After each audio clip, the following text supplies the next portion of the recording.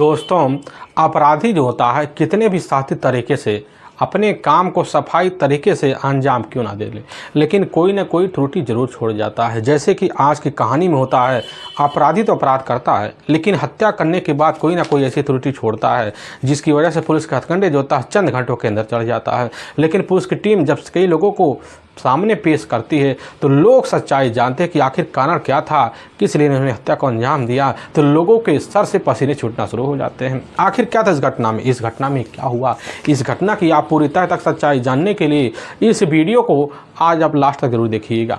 नमस्कार दोस्तों, मैं प्रदीप कुमार आपको इस चैनल पर मैं स्वागत करता हूं। दोस्तों आज की यह जो सच्ची घटना है, यह घटना सुनाने से पहले मैं आपसे एक छोटा सा रिक्वेस्ट करना चाहता हूं, क्योंकि आप अगर इस चैनल पर नए हो और पहली बार आए हुए हो तो एक बार जाकर अपने इन्हीं प्यारे हाथों से आप इस चैनल को लाइक और सब्सक्राइब और शेयर और फॉलो ज़रूर करें, ताकि आपकी वजह से इम्पोर्टेंट होने के नाते यह जो वीडियो है यह वीडियो आज काफ़ी लोगों तक पहुँचाया जा सके। और इसके लिए हम आपके तहे दिल से शुक्रगुजार रहेंगे। दोस्तों आज की यह जो सच्ची घटना है, यह घटना ठीक महाराष्ट्र प्रदेश का, और उसी में जाना माना एक अहिल्या नगर जिला पड़ता है। उसी के अंतर्गत एक सेव गांव जाना माना थाना पड़ता है, और उसी में एक जाना माना इलाका पड़ता है गोदावरी नदी।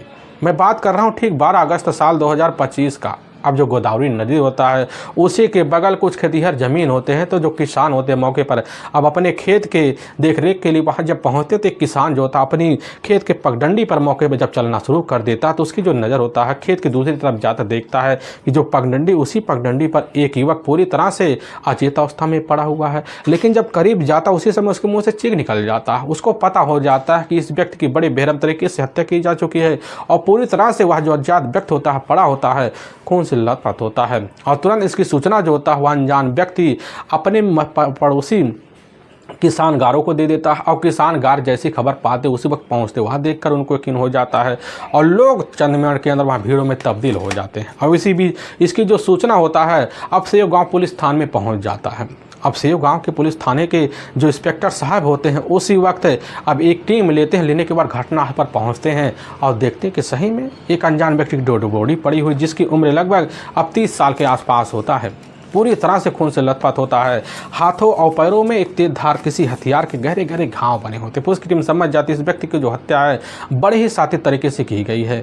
और पुलिस की टीम के जो मौके पर थाना इंस्पेक्टर होते हैं मोगी पाटिल, उसी वक्त एक टीम लेकर जब पहुँचते हैं तब तक निरीक्षण करते हैं तो उनको ज्ञात हो जाता है कि बस करो, यह जो व्यक्ति होता है इस इलाके का तो है नहीं, क्योंकि वहाँ के जो लोग होते हैं उनके द्वारा पता चलता है कि इस व्यक्ति का शिनाख्त नहीं हो पा रहा है। पुलिस के मन में काफ़ी शंका हो जाता है।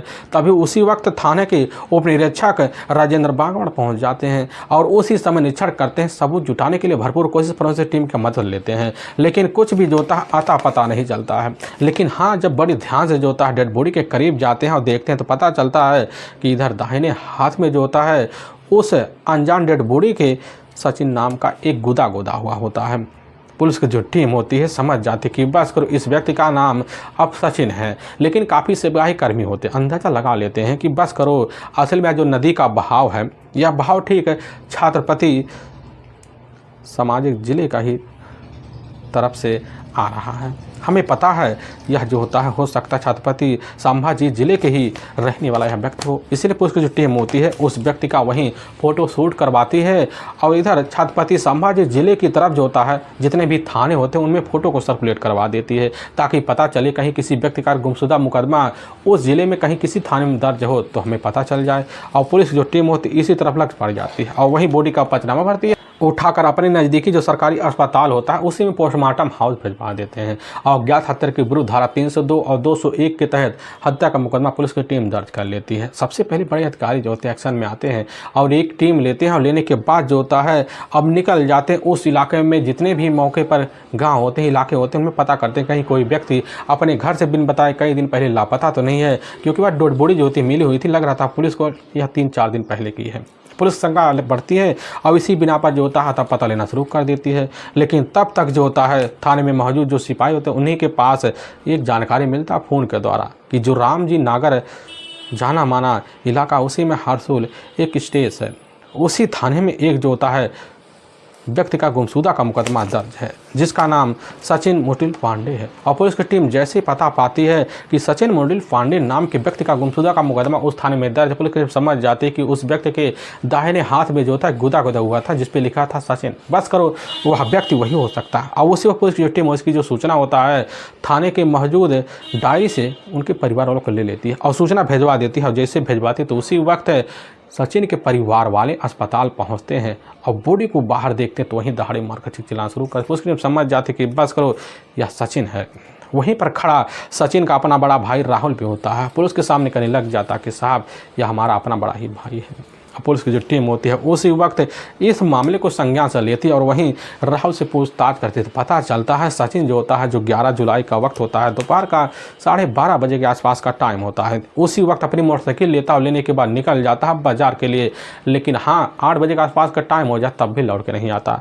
तब इसी बीच अब जो होता है राहुल अपने भाई सचिन के मोबाइल पर कॉल करता है, लेकिन उसका मोबाइल बंद बता देता है। और राहुल अपने भाई की तलाशी करने के लिए रिश्तेदारों को फ़ोन करता है और सचिन के जो दोस्त होते हैं उनके पास कॉल करता है, लेकिन तब भी इधर सचिन के बारे में कुछ अता पता नहीं चलता है।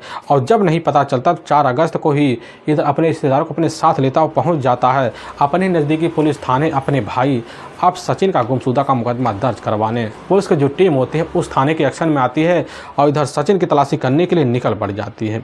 कई जगह पर तलाशी करते लेकिन कुछ अता पता अब नहीं चलता है। और तभी जो होता है यही पता चलता है कि आखिर जो होता है सचिन का एक खूबसूरत महिला के साथ भारती दुबे के साथ काफ़ी सालों से प्रेम संबंध है, जो मौके पर सिरकुटा इलाके में एक जाना माना कॉन्वेंट पैलेस पड़ता है, जो छत्रपति संभाजी नगर जिले में पड़ता है। उसी फ्लैट में एक महिला रहती है।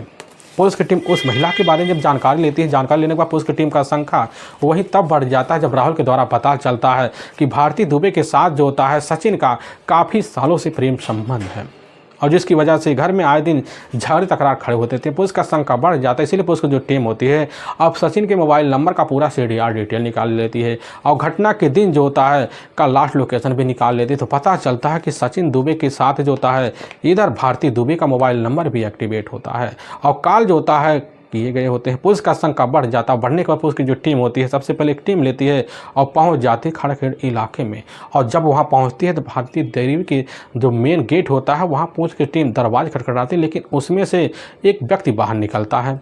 वह अपना नाम जो होता है दुर्गेश तिवारी बता देता है। पता चलता है कि भारती का ही अपना भाई है। पुलिस की टीम जब उससे पूछताछ करती है तो पुलिस की टीम के तहत ही पता चल जाता है कि भारती दुबे है कहाँ। और वहीं से पुलिस की जो टीम होती है भारती दुबे के ही यह भाई और उसके कुछ अपने करीबी के 2 लोगों को अपने कस्टडी में लेती है और लेकर जब थाने पहुंचती है तो बिना किसी हीले हवाले के सचिन की हत्या का जुर्म कबूल कर लेते हैं। और पुलिस की टीम भारती को अपने कस्टडी में 2 दिन बाद मुखबिरों को ही तहत लेती है। और जब लेती है तो भारती भी तीनों को देखती है तो जेल में बड़ी जल्दी टूट जाती है। वहाँ पर मिलकर अब इधर सचिन की हत्या के बारे में एक हत्या की जो रहस्य खोलती सुनकर हर किसी का जो कलेजा होता है वह हिल सा जाता है।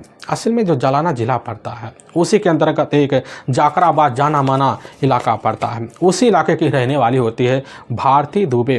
भारती दुबे का एक अपना अलग ही पहचान होता है। उस इलाके में भारती पाटिल के नाम से मशहूर होती है। लोग उसे तौर तरीके से भी जानते हैं। लेकिन हाँ, भारती दुबे का अपने ही एक पति होता है, उसके हाथ में उसका एक अपना बेटा भी होता है। लेकिन घटना से मात्र अब 5 साल पहले भारती दुबे जो होती है अपने पति को तलाक दे बैठती है और दे पाने के बाद जो होता है अपनी जिम्मेदारी खुद उठाने के बाद फैसला लेती है कि हमें जो होता है अपनी जिम्मेदारी कैसे निभाना है। और तभी फैसला लेने के बाद जो होता है अब भारती पाटिल मौके पर जाकर छावा संगठन की एक महिला प्रकोष्ठ में नियुक्त हो जाती है, जिसकी वजह उसका मान सम्मान और रुतबा अलग बन जाता है। और बनने की वजह से जो होता है बड़ी जल्दी प्रदेश अध्यक्ष बन जाती है और बनने के बाद एक संस्था खोल लेती है, चलाना शुरू कर देती है। लेकिन उसी संस्था में उसकी जो मुलाकात होता है जाकर सचिन ओतड़े से हो जाता है। होने के बाद करीबी दोस्ती बनता है। दोनों के बीच जो होता है बराबर घूमना फिरना टहलना वहलना बनता है। दोनों एक दूसरे के दुखों को शेयर करना शुरू कर देते हैं। और सचिन बड़ी जल्दी जो था भारती दुबे की खूबसूरती पर आकर्षित हो जाता है। और जब जानता है कि भारती दुबे ऑलरेडी शादीशुदा भी हैं तो अपने बारे में जानकारी देता पता चलता है कि सचिन उतरे भी शादीशुदा, उसके भी टोटल 2 बच्चे भी हैं। लेकिन अपने पत्नी अपने बच्चों से मौके पर कई महीनों से दूर रह रहा है। और यह बात जब भारती को पता चलता, भारती तो सचिन को अब भाव देना शुरू कर देती और सचिन और भारती के बीच दोनों को बीच ऐसा रिश्ता बनाता है एक प्रेम संबंध का। अब यह सिलसिला लगभग चलते चलते 4 सालों का जब वक्त बीत जाता है तो इसी बीच जो होता भारती अपने बच्चों को लेती है और लेने के बाद छत्रपति संभाजी नगर के जो कनिष्क पैलेस होता है उसी में जाकर मौके पर अब रहने लग जाती और वहाँ पर भी जो होता है बराबर सचिन का मिलना जुलना भी होता है। अब यह सिलसिला जब चलने लग जाता है तो चलते चलते जो होता है अब इधर वह समझ जाती है कि हमें जो होता है अपनी ज़िंदगी अकेला नहीं जीना चाहिए, हमें अपनी ज़िंदगी जो होता है सचिन के साथ जीना चाहिए, क्योंकि सचिन को पहले तो अपना पति का दर्जा दे चुकी होती है।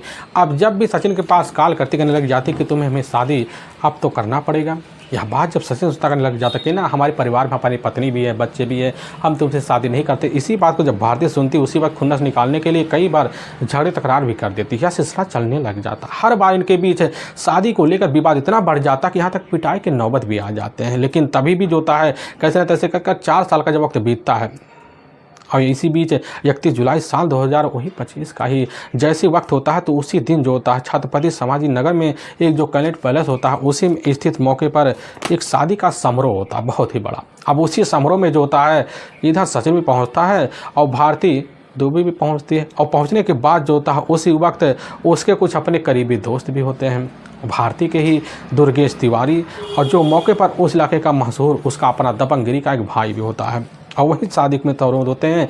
लेकिन शादी में जब माहौल होता है पूरी तरह से गर्म हो जाता है।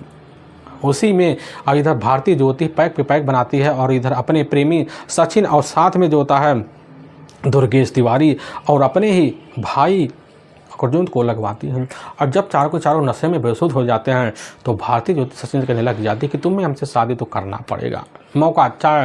लेकिन जब यह बात सुनता है सचिन ऐसा बात कह जाता है जिसकी वजह से वहीं पर खड़े भारती के अपने जो भाई होते हैं, अपने जो चचेरा एक जाना माना दुर्गेश तिवारी होता है वह भी खुन्नस खाया जाता है और फिर वहीं पास रखा हुए हथियार से भारती इशारा मारती है और फिर उसी हथियार से बेरहम तरीके से सचिन का हत्या करवा देती है। अब बॉडी को ठिकाने लगाने के लिए अब प्लान बनाती है और उसी प्लान के तहत जो होता है एक बोरा लेती है, बोरे में ही ले जाकर सचिन की बॉडी को डंप कर देती है। डंप करने के बाद रात का जब 2 बजे के आसपास का टाइम सुनसान वक्त होता है तो एक कार लेते, कार की डिग्गी में डंप करते हैं और बैठल पुल के पास ले जाकर एक किसान के खेत के मेड़ पर डंप कर देते हैं। फिर वहाँ से वापस अपने ठिकाने पर आते, फिर चारों समझ जाते अपनी ज़िंदगी बड़े आसानी से गुजरेगी। लेकिन वाकई में दोस्तों कहा गया जिस तरह कर्म करता है उसको वैसा फल मिल जाएगा। आज की घटना में सेम जो हुआ, इस घटना की सच्चाई हर किसी को हैरान तो कर गई। अब पुलिस की जो टीम होती है भारती दुबे थाने पूछताछ करने के बाद उसी के तहत उसके अपने भाई, उसके अपने चचेरे इधर दुर्गेश तिवारी और साथ में उसके अपने करीबी दोस्त को